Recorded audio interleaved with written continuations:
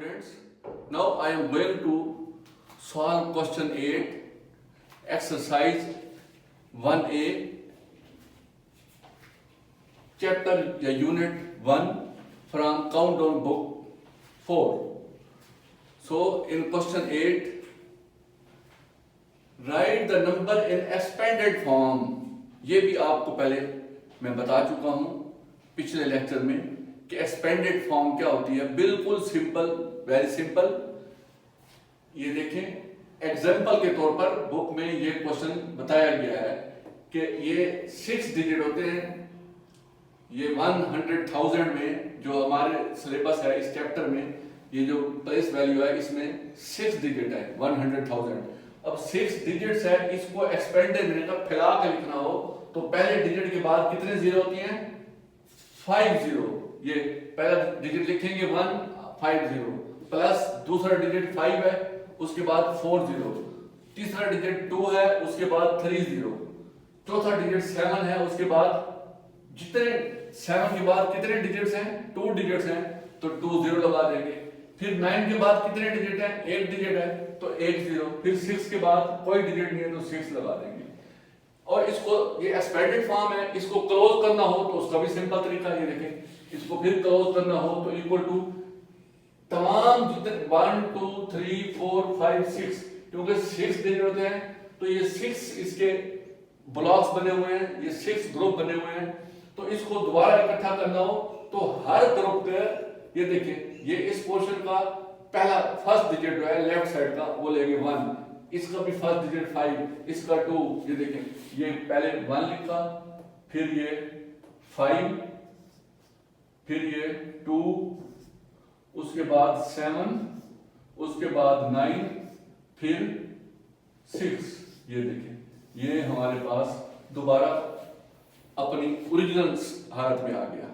ये सिंपल है। तो इस तरह ये तमाम क्वेश्चन अब आपने खुद सॉल्व करने हैं। ये बी पार्ट है, इसमें क्या लिखेंगे आप? ये देखें, फर्स्ट डिजिट पहले लिखें 3, उसके बाद कितने डिजिट हैं? 1 2 3 4 5, तो 50, 1 2 3 4 5, प्लस का निशान लगाए। फिर 1 है, 1, उसके बाद 1 2 3 4 डिजिट है, 1 2 3 4 0, प्लस उसके बाद 8 है, ये 8 लिखेंगे।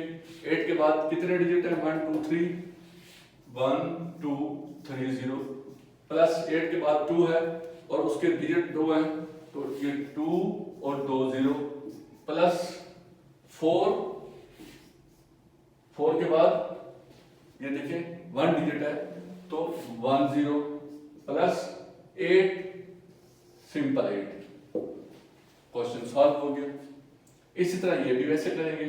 ये देखें, 6 के बाद 5 डिजिट है तो लिखेंगे 6 1 2 3 4 5 डिजिट, प्लस 2 2 1 2 3 4 डिजिट, उसके बाद 7 प्लस 7 1 2 3, ये पहले 5 डिजिट, फिर 4 डिजिट, फिर 3 डिजिट, फिर 0 है। ये देखिए, प्लस 0 के बाद क्या है? 2 डिजिट्स हैं। ये देखें 0 है, 0 लिखेंगे, उसके बाद 2 डिजिट है तो 2 0 और लगा देंगे। प्लस 5 के बाद एक डिजिट है, ये 5 है, इसका 1 डिजिट है तो 5 और 1 0, प्लस 1 है, ये देखिए 1 के बाद में कोई डिजिट नहीं है तो 1। ये भी सेम 9, 5 डिजिट 1 2 3 4 5 0, प्लस 0 के बाद 4 0 1 2 3 4 0, प्लस 4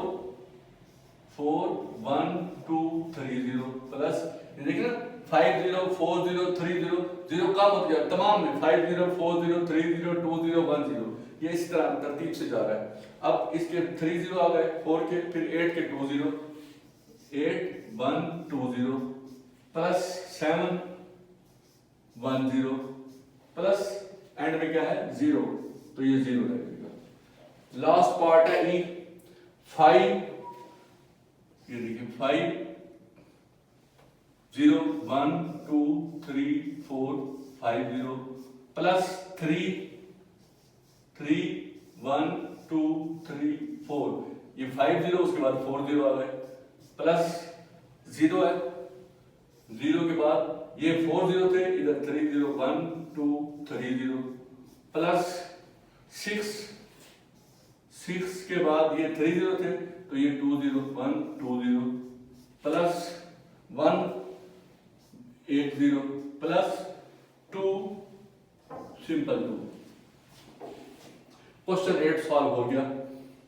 कितने इजी क्वेश्चन हैं, जो शुरू में मेरा पहला लेक्चर था जब मैं बता रहा था आपको कि हमने क्या क्या चीजें सॉल्व करनी है, और इसको मैंने बताया था आपको कि इसको 6 डिजिट को हम रीड करना सीखेंगे, उसको राइट करना सीखेंगे, और उसको हम मल्टीप्लाई करना सीखेंगे, उसको एडिशन सीखेंगे, उसमें सब्ट्रैक्शन सीखेंगे, उसमें प्लेस वैल्यू सीखेंगे, एक्सपेंडेड फॉर्म सीखेंगे, ग्रेटर और लेस देन सीखेंगे, उनको कंपेयर करना सीखेंगे, और उसमें प्रीडिसेसर और सक्सेसर सीखेंगे।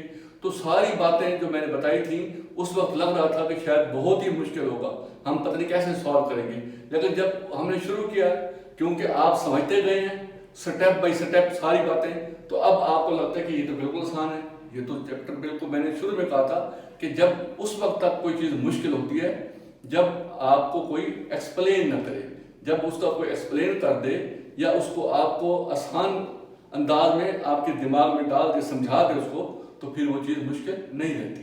तो ये क्वेश्चन 8 हमने सॉल्व कर लिया है, उसके बाद हम करेंगे 9 क्वेश्चन। Okay, thank you.